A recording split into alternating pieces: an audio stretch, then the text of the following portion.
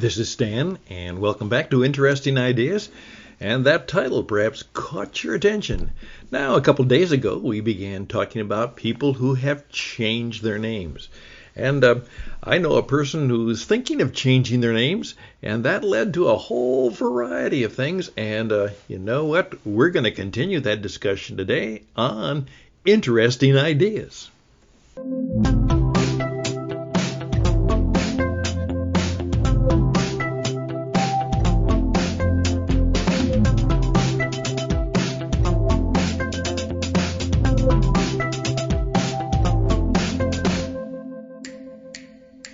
Well, once again, we're back with Interesting Ideas, and I started our conversation just a couple days ago where I said we're going to talk to a person who knows a very interesting story about an interesting idea about somebody who changed their name.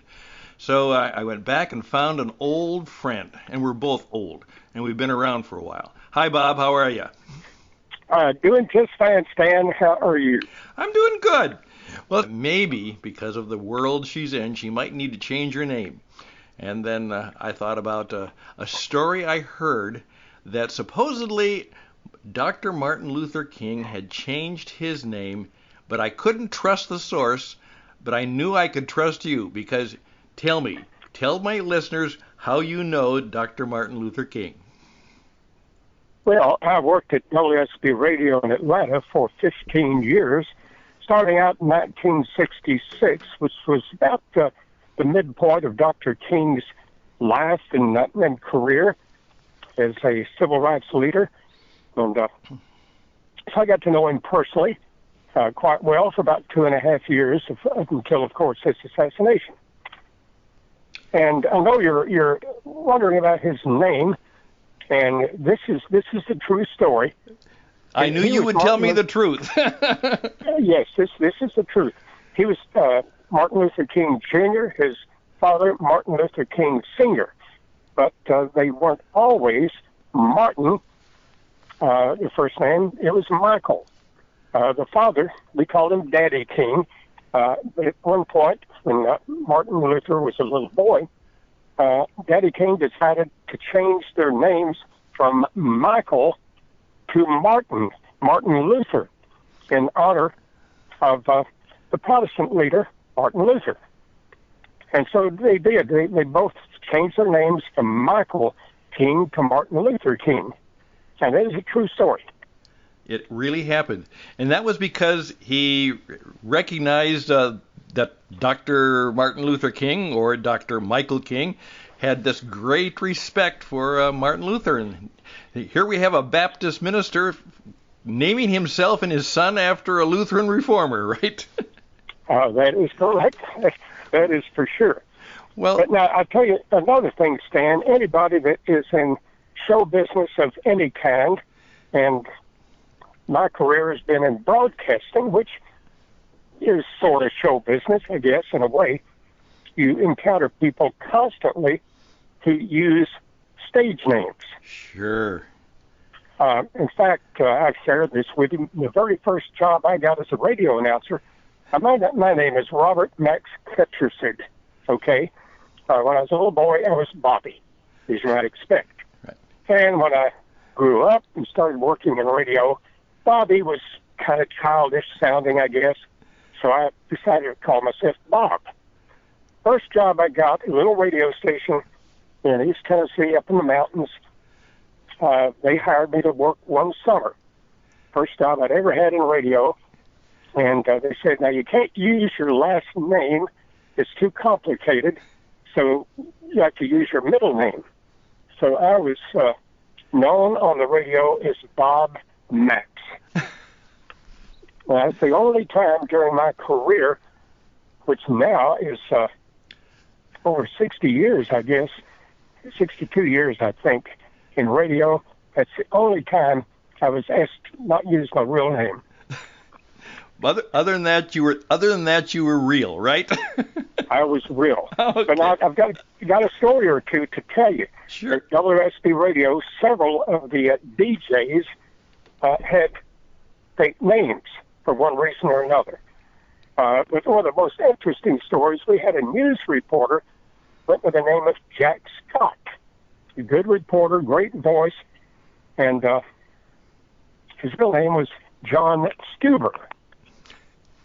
But he went by Jack Scott. Well, at some point, he left WSB, and don't know what happened to him. Well, a few years ago, I had decided to form a group of retired former announcers, DJs, news people for WSB Radio. And I had to track down all these guys and a few young ladies as well, young at the time at least, try to track them down and invite them to be a part of this WSB Old Timers group, we called it. We had 150 people, I guess. Sure. And everybody was, well, what had happened to so-and-so? And somebody would know. And we'd get in touch with them and sign them up. But Jack Scott was an enigma. Nobody knew what happened to Jack Scott. And I finally posted an reward. First person who can tell us where Jack Scott is going to win a reward of some kind. And that reward money is still out there. We've never tracked him down. Have no idea if he's still alive. Just he vanished. He's under some witness protection program or something, right? Yeah, or he's changed his name. Who knows? Yeah. But, it's kind of interesting. And I interviewed a lot of singers and actors and so forth over years. And some of them use their real names. A lot of them have their stage names. Right. And ironically, right now, we're discovering that Meatloaf was not his real name. Now, I'd have to tell you a little Meatloaf story. Oh, my goodness, you are right with the day. There's a lady that goes to church with me, and a few years ago, she came up to me and introduced herself to me. She said, you may not realize it, but we're related. I'm part of the Tetcherson family. And she tried to explain to me where in the family tree she fit in. And so, oh, well, that's interesting. Okay, good to meet you, all that stuff. And she said, that we're related to Meatloaf? And I said, no, I didn't know that. But I guess she knows what she's talking about. So I'm thinking, well, maybe I need to put a claim in on part of his estate or something. But I never met the guy and never listened to his music. But anyway, that's just a Meatloaf story. Another Meatloaf story. Well, thank you, Bob. We'll be in touch. This is interesting. The stories are interesting. And then we're going to try and find out, as someone pointed out to me, it says, well, one of the things that Jesus did was he changed this guy's name to Rocky, Peter. And then, of course, why did Saul change his name to Paul? So there's all kinds of stories about changing names, so we'll pursue that even more. And if you have any more good name change stories, let me know, okay? Absolutely. It's very interesting. And there is a reward out there if you can track down Jack Scott. There it goes. Thank you, Bob. We appreciate it. Good to talk to you, Stan. Have a great day. And tell your wife, whatever her name is today, greetings from Bob. I will do that. Okay. Whoever she is, whatever she is today, Bob still likes you, right? That's for sure. Okay. Take care, Bob. Thank you. Thanks. Okay. Bye-bye. Bye-bye.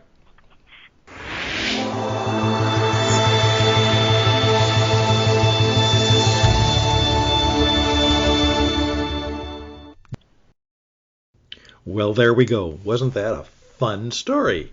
And Bob always has, after many, many, many years, over a half century in radio, and he's met world-famous people and musicians all over, and he's going to be back on Interesting Ideas quite a bit.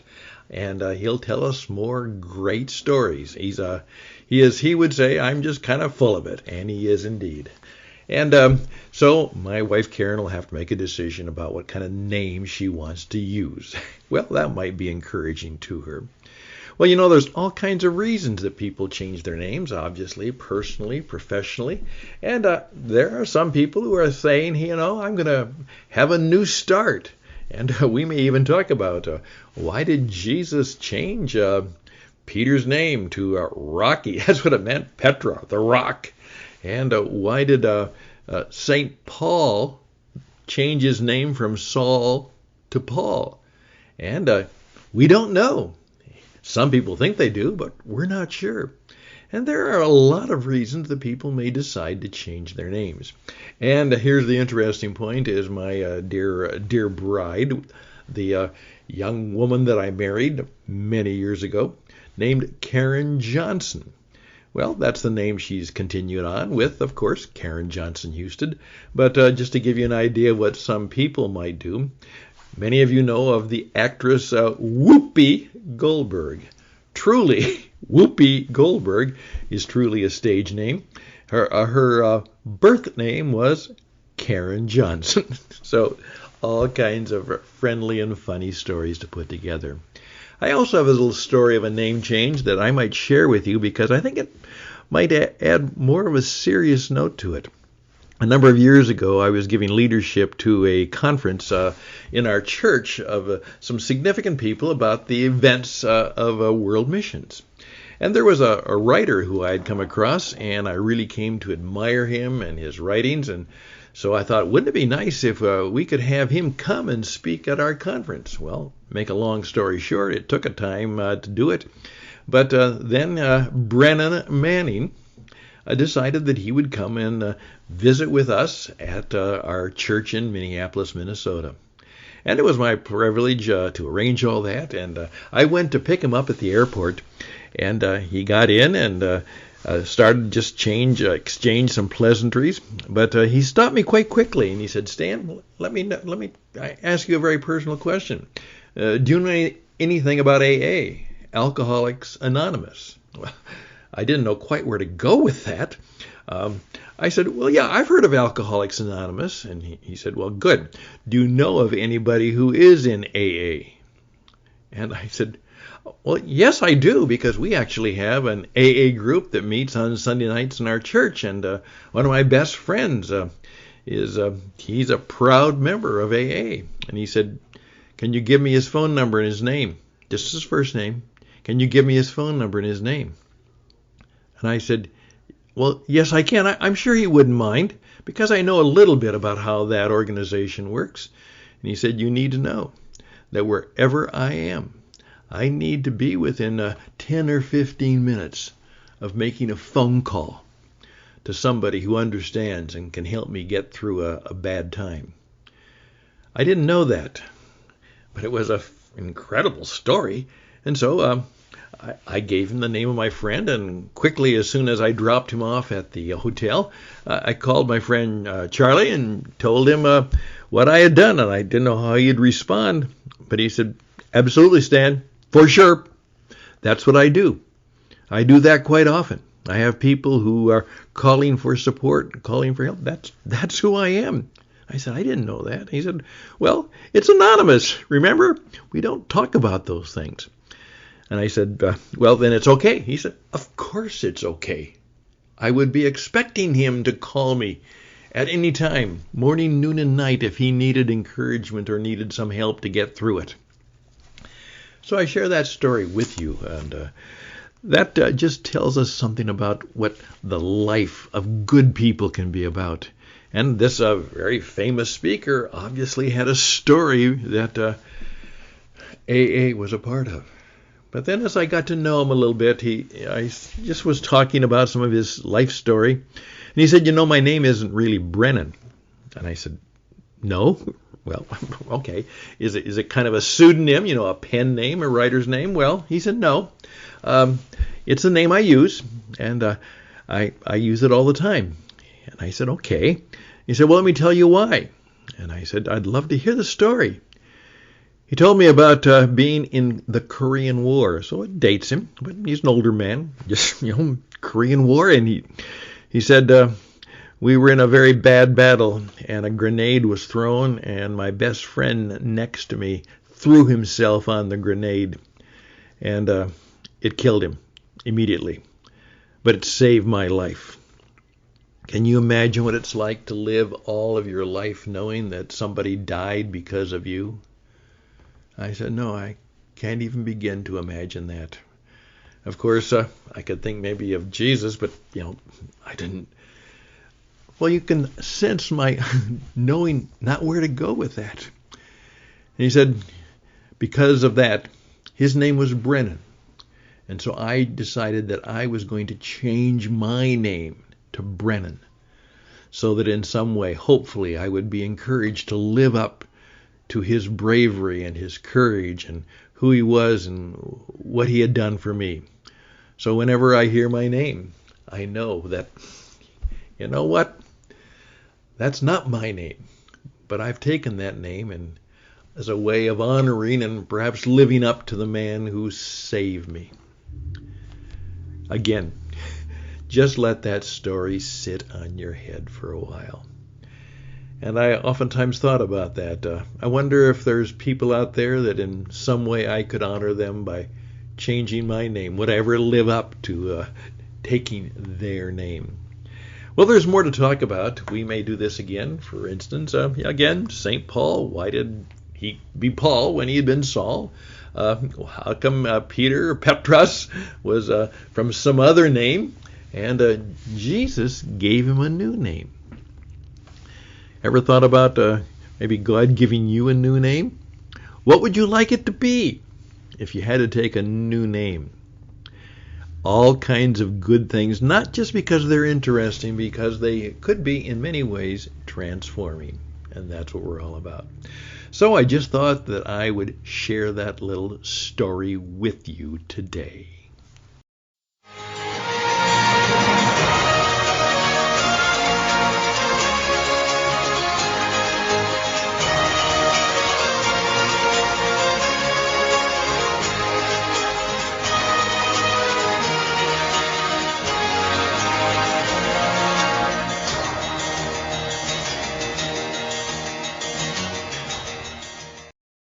Well, if you will permit me a little shameless self-promotion. By the way, Bob talked about people who go on the radio have to change their name oftentimes. They have a stage name or a radio name. Well, have you ever thought about being on the radio?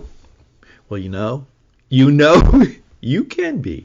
Just as I am. I've been on in big stations, but I'm actually having probably just as much reach and just as much fun with this small little podcast, which is going and growing. And because of that, our new company, What It Takes Radio, is here, dedicated to helping you be on the radio. Now, my dear friend Brennan has passed on, but I know if I were able to reach out to him today, because he had such wonderful stories and he was a wonderful speaker. When people came to speak, it was overwhelmed. People were just deeply moved by his stories.